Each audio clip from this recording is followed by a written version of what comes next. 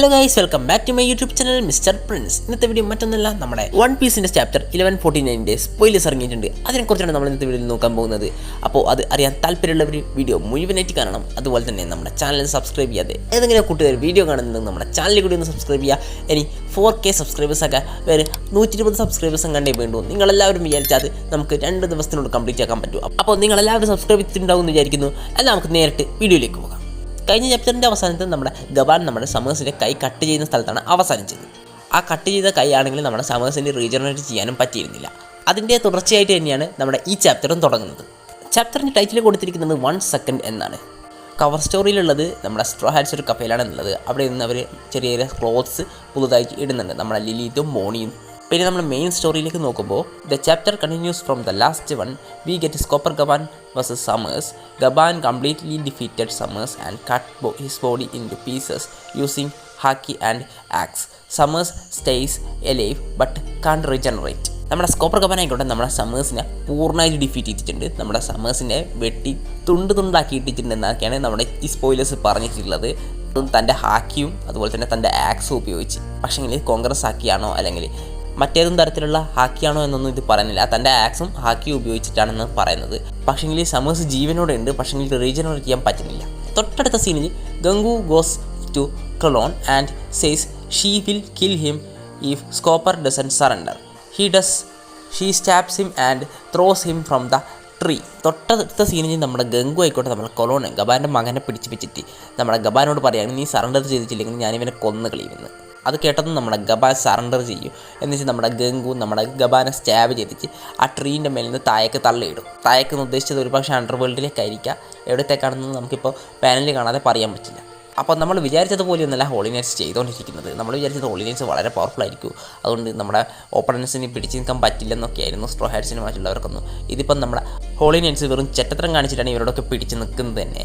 അപ്പോൾ എനിക്ക് തോന്നുന്നത് എല്ലാ ഹോളി നൈറ്റ്സും നമ്മൾ വിചാരിച്ചത്ര പവർഫുൾ ഒന്നല്ല എന്നാണ്. We get a flashback of Brook's past and learn that he knew Gangu a long time ago before he became a parrot. പിന്നെ അടുത്തതായിട്ട് നമ്മുടെ ബ്രൂക്കിൻ്റെ ഒരു ഫ്ലാഷ് ബാക്ക് കാണിക്കുന്നുണ്ട്. നമ്മുടെ ബ്രൂക്ക് പാരറ്റൊക്കെ ആകുന്നതിന് മുമ്പിട്ടുള്ള ആ ടൈമിൽ നമ്മുടെ ഗംഗുവിനെ അതിൽ കാണിക്കുന്നുണ്ട്. അതിനർത്ഥം നമ്മുടെ ബ്രൂക്കിന് നമ്മുടെ ഗംഗുവിനെ കുറേ കാലം മുമ്പിട്ടേ അറിയാം, അത് ഒരു പാരറ്റ് ആകുന്നതിന് മുമ്പ്.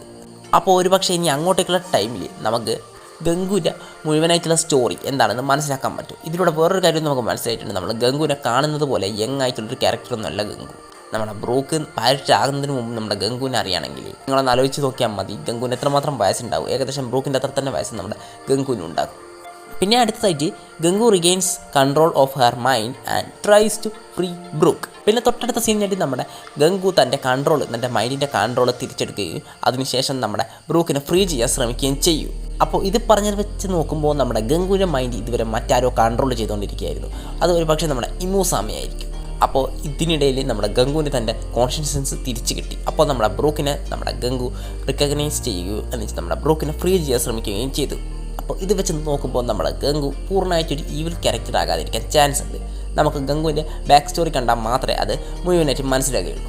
പിന്നെ അടുത്തതായിട്ട് Imu takes control of Gunko's body and is furious because the holy knights took too long and the holy land is currently burning under attack. അപ്പോൾ ഇത് പറഞ്ഞിരിക്കുന്നത് നമ്മുടെ ഗംഗുവിൻ്റെ ബോഡിയുടെ കൺട്രോൾ നമ്മുടെ ഇമു തന്നെ തിരിച്ചെടുക്കുകയോ അതിനുശേഷം നമ്മുടെ ഇമു സമ വളരെ ദേഷ്യത്തിലാണുള്ളത്. കാരണം മറ്റൊന്നല്ല, നമ്മുടെ ഹോളി നൈറ്റ്സ് ഒരുപാട് സമയം എടുത്ത് എൽബാഫിൽ.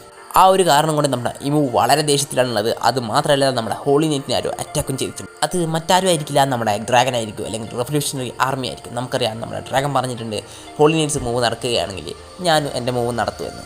അപ്പോൾ നമ്മുടെ ഹോളി നൈറ്റ്സ് മൂവ് നടത്തി കഴിഞ്ഞു. ഇനിയിപ്പോൾ നമ്മുടെ ഡ്രാഗനെ നടത്തിയിട്ടുണ്ടാവും എന്നാണ് ഞാൻ വിചാരിക്കുന്നത്. അടുത്ത ചാപ്റ്ററിൽ നമുക്ക് വേണമെങ്കിൽ നമ്മുടെ ഡ്രാഗനെ കാണാൻ പറ്റും. അപ്പോൾ നമ്മുടെ ഷെംറോക്ക് ഇവിടെ നിന്ന് പോയതിൻ്റെ കാര്യം നമുക്കിപ്പോൾ പറഞ്ഞതുപോലെ തന്നെ നമ്മുടെ ഹോളി നൈറ്റ് നമ്മുടെ ഡ്രാഗൺ അറ്റാക്ക് ചെയ്തു. ഞാൻ കഴിഞ്ഞ വീഡിയോ പറഞ്ഞിരുന്നു നമ്മളെ ഇതുകൊണ്ടായിരിക്കും നമ്മുടെ ഷെംറോക്ക് നമ്മളെ എൽബാഫിൽ നിന്ന് പോയതെന്ന്. ഇപ്പോൾ ആ കാര്യം ഏകദേശം സത്യമായിട്ടുണ്ട്. അടുത്ത ചാപ്റ്റർ ഇറങ്ങുന്നതോടുകൂടി നമുക്ക് ഫുള്ള് മുഴുവനായിട്ട് പാനലായിട്ട് കാണാൻ കഴിയും. അപ്പോൾ അതിൽ നിന്ന് വേണമെങ്കിൽ നമുക്ക് ഡ്രാഗനെയും കാണാൻ കഴിഞ്ഞേക്കും. അപ്പോൾ ഇന്നത്തെ വീഡിയോ ഇത്ര മാത്രമേ ഉള്ളൂ. വീഡിയോ ഇഷ്ടപ്പെട്ടാകുമെന്ന് വിചാരിക്കുന്നു. വീഡിയോ ഇഷ്ടപ്പെട്ടിട്ടുണ്ടെങ്കിൽ നമ്മുടെ ചാനൽ സബ്സ്ക്രൈബ് ചെയ്യണം, ബെല്ലൈക്കൻ എനേബിൾ ചെയ്യണം, ഓൾ നോട്ടിഫിക്കേഷൻ സെറ്റ് വെക്കണം. എന്നാൽ മാത്രമേ ഞാൻ അപ്ലോഡ് ചെയ്യുന്ന വീഡിയോസിൻ്റെ നോട്ടിഫിക്കേഷൻ നിങ്ങളിലേക്ക് കൃത്യമായിട്ട് എത്തുകയുള്ളൂ. എന്നാൽ മറ്റൊരു ദിവസം മറ്റൊരു വീഡിയോ കാണുന്നതുവരെ ബൈ ബൈ.